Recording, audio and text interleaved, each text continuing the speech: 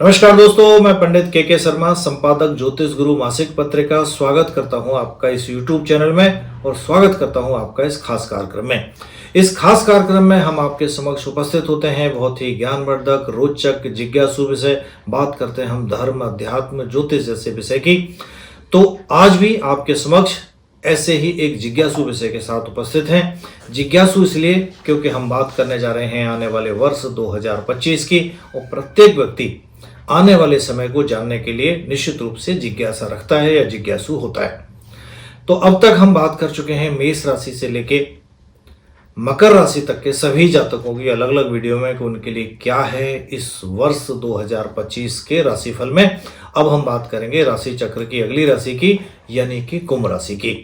बात करेंगे कुंभ राशि के जो जातक हैं उनके कैरियर के लिए, क्योंकि सबसे ज्यादा चिंता का विषय प्रत्येक व्यक्ति को अपना कैरियर होता है। बात करेंगे व्यवसाय की, क्योंकि व्यवसायी आने वाले समय को लेकर बहुत ज़्यादा चिंतित होता है। और बात करेंगे आपके स्वास्थ्य की, जो विद्यार्थी वर्ग है उनके लिए उनकी शिक्षा की।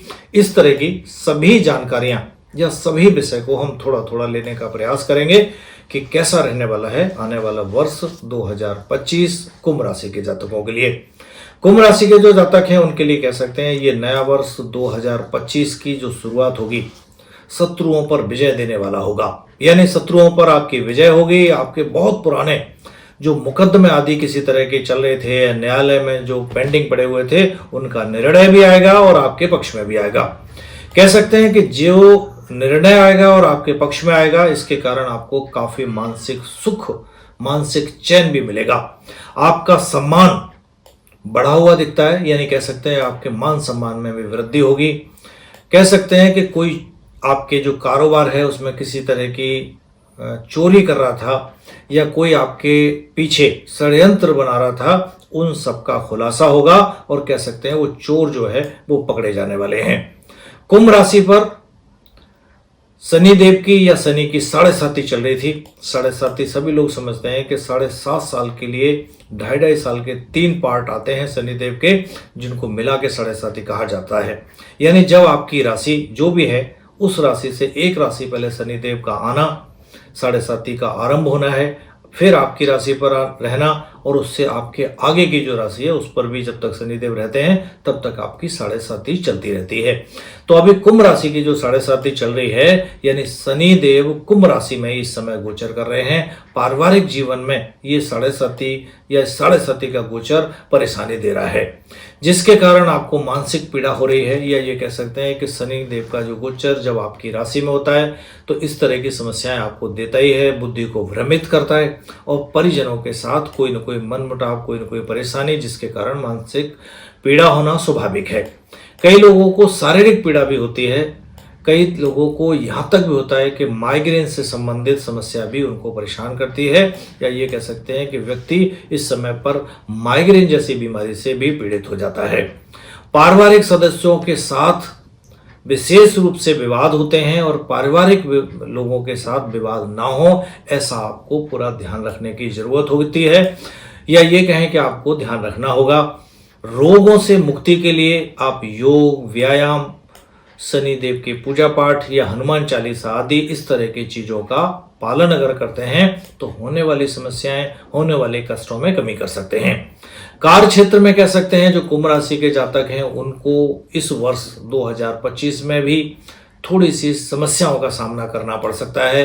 बीच बीच में आपके जो विरोधी होंगे वो आपको परेशान कर सकते हैं या आपको नुकसान पहुंचाने का आपके शत्रुजन भी प्रयास करते रहेंगे।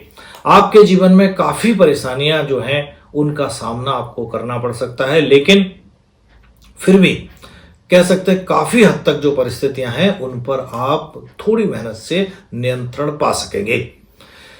जब आपकी 7.5 जब से आरंभ हुई है, कह सकते हैं आपके साथ बहुत सारी साजिशें हुई हैं। हो सकता है इतनी ज्यादा साजिश हुई हो कि जहां से उच्च पद चला गया हो या उच्च पद चला जाए। आर्थिक संकट भी जो आया, या ये कहें कि आपके जो शुभ चिंतक थे हो सकता है वो भी आपको छोड़ के चले गए हों, लेकिन फिर भी शनिदेव आपको दोबारा से रिकवर करने में बहुत ज़्यादा मददगार साबित होंगे। या ये कह सकते हैं कि आपके जो विरोधी हैं भले ही पीछे खड़े होकर आपके विरोध की बात करें, लेकिन आपकी बुराई कर पाना अब उनके लिए आसान नहीं होगा। कह सकते हैं क्योंकि अभी पिछले 5 वर्षों में आपने काफ़ी खराब समय देखा है, यानी आपके साथ काफ़ी खराब हुआ है, लेकिन अब काफ़ी अच्छा होने वाला है। अब आप अपने पुराने पद प्रतिष्ठा जो आपका भौकाल था वो सब प्राप्त कर सकेंगे। जो आपने खोया है वो सब आप पा सकेंगे। जो आपकी शक्तियां थी वो ऐसे समझें कि इस वर्ष अब आपको वापस मिलने लगेंगी। आपके जो विरोधी हैं वो भी शांत होंगे, या ये कहें कि उन पर आप आराम से विजय पा सकेंगे। 29 मार्च से शनि देव का जो गोचर होगा वो आपकी राशि से निकलकर मीन राशि में चला जाएगा, यानी अब आपके लिए ये 7.5 जो होगी वो आपके दूसरे भाव में शनि ग्रह वहां उपस्थित रहेंगे और आपकी अंतिम यानी आखिरी 7.5 वर्ष में या आखिरी 7.5 वर्ष आपके शुरू होंगे। शनि की जो 7.5 होगी वो अभी तक आपकी अपनी राशि पर चल रही थी, जिसके कारण आपकी कई तरह की कहते भी हैं कि शनि की 7.5 जब आपकी अपनी राशि पर चलती है वो थोड़ी कष्टकारी रहती है, और जब वो उतरती हुई 7.5 होती है तो वो थोड़ी सी सुख देने वाली होती है। तो कह सकते हैं कि जो कष्टकारी समय था वो अब आपका निकल गया है और अब ये 7.5 आपको सुख देने वाली साबित हो सकती है। थोड़ा सा फिर भी आपको ध्यान रखना होगा, किसी के साथ बजा बेवजह झगड़ा ना करें। किसी भी प्रकार का कलेश आदि अगर कहीं होता दिखता है तो उससे बचने का प्रयास करें। अपनों के साथ भी किसी भी तरह का, कई बार होता है कि अगर हमें ये पता चलता है कि किसी ने हमारे साथ शत्रुवत व्यवहार किया है तो आप ध्यान रखिए उनके प्रति भी आप अपने मन में शत्रुवत व्यवहार ना रखें।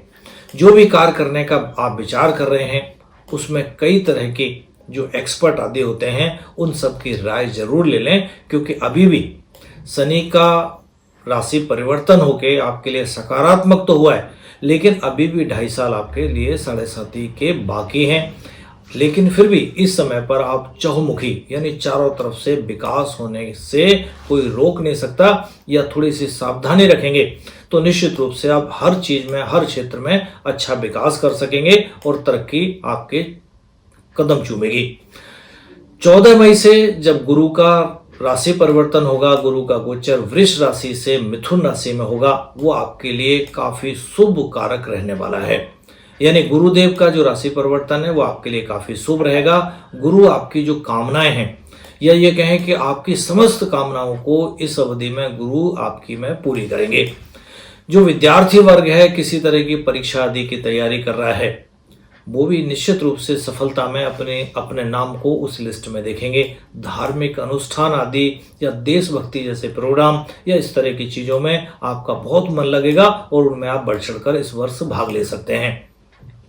शेयर मार्केट या कमोडिटी मार्केट से जो जुड़े लोग हैं या उधर निवेश करना चाहते हैं तो ये वर्ष आपके लिए शुभदायक रहेगा, या ये कह सकते हैं कि वहाँ से आप पैसा कमा सकते हैं। म्यूचुअल फंड इस तरह की चीज़ों में भी आप चाहें तो इन्वेस्टमेंट कर सकते हैं, वो आपको अच्छी ग्रोथ देने वाला रहेगा। या ये कह सकते हैं कुल मिलाकर के आपके भाग्य में इस वर्ष वृद्धि होगी जो आपके लिए काफ़ी मान सम्मानदायक रहेगी। पद प्रतिष्ठा में वृद्धि करेगी, धन में भी लाभ होगा, पद प्रतिष्ठा में वृद्धि होगी। कई तरह की कोई प्रॉपर्टी आदि या इस तरह का कोई इन्वेस्टमेंट अगर आप करना चाह रहे थे तो ये वर्ष आपके लिए प्रॉपर्टी आदि खरीदने में भी मददगार साबित होगा। हीरे सोने चांदी या इस तरह की कोई चीज़ लेना चाहते हैं या कोई अन्य बहुमूल्य चीज़ खरीदना चाहते हैं तो उसके लिए भी ये वक्त आपके लिए सपोर्टेबल रहेगा, आपको मदद देगा। आपका जो व्यक्तित्व है उसमें भी इस वर्ष काफ़ी ज़्यादा निखार आने वाला है। आपका जो सामाजिक दायरा है उसमें भी वृद्धि होगी। राजनीतिक क्षेत्र से अगर आप जुड़े हैं तो हो सकता है वहाँ पर भी आपको कोई पद या उच्च नेतृत्व आपको प्राप्त हो जाए। यानी कह सकते हैं कि आपके लिए राजनीति भी इस वर्ष काफ़ी अच्छी रहने वाली है, या ये भी कह सकते हैं कि आप कई तरह की सफलता पाकर बहुत ही अपने आप को आनंदित महसूस करेंगे। अब बात करते हैं आगे 30 मई से जब राहु और केतु का परिवर्तन होगा, तो यानी 30 मई से कुंभ राशि में राहु देव और सिंह राशि में केतु गोचर करेंगे। ये दोनों छाया ग्रह हैं, आपके लिए कुछ परेशानी उत्पन्न कर सकते हैं। यानी राहु और केतु का जो परिवर्तन होगा वो आपके लिए थोड़ी सावधानी रखने वाला होगा। ये आपको किसी तरह की परेशानियों में फंसा सकते हैं, तो विशेष रूप से ध्यान रहे आप पूरी तरह से अनुशासित रहने का प्रयास करें। इनके प्रभाव को कम या दूर करने के लिए आपको अनुशासित रहना आवश्यक होगा। सकारात्मक विचार आपके रोम रोम में रहेंगे, या ये कहें कि सकारात्मक विचार अपने आप रोम रोम में बसाइए। नकारात्मकता अगर कहीं से भी आती है तो उसको आप दूर चले जाइए उससे, या उसको तुरंत दूर करने का प्रयास करें। वैसे तो कुल मिलाकर कह सकते हैं कि पहले के साल की अपेक्षा ये वर्ष आपके लिए बहुत ज़्यादा शुभदायी रहेगा और पूरा ही वर्ष लगभग आपके लिए अच्छा है। कुछ मंथ या कुछ समय को हम छोड़ दें या उनमें सावधानी रखें, तो वो अशुभ समय कहेंगे या सावधानी वाले जो समय होगा वो आपके लिए फरवरी का महीना रह सकता है, जून रह सकता है, अक्टूबर रह सकता है और नवंबर रह सकता है। इन 4 महीनों में विशेष सावधानी अगर आप रखेंगे तो निश्चित रूप से इस वर्ष काफ़ी अच्छा आपके लिए आनंद देने वाला रहेगा, काफ़ी अच्छा आपकी चहुओर तरक्की करने वाला रह सकता है ये वर्ष। चलिए बात करेंगे अब हम अगली राशि की, यानी मीन राशि की, एक अलग वीडियो में। अब तक हमने बात की थी इस वीडियो में कुंभ राशि की। यदि आपने हमारा चैनल अभी भी सब्सक्राइब नहीं किया है तो तुरंत करें, साइड में लगे हुए बेल आइकन को दबाएं ताकि ऐसी ज्ञानवर्धक रोचक जानकारियों से कहीं आप वंचित ना रहें। जानकारी अच्छी लगे तो दूसरों के साथ शेयर भी अवश्य करें। आज के लिए इतना ही, आज्ञा दीजिए, नमस्कार।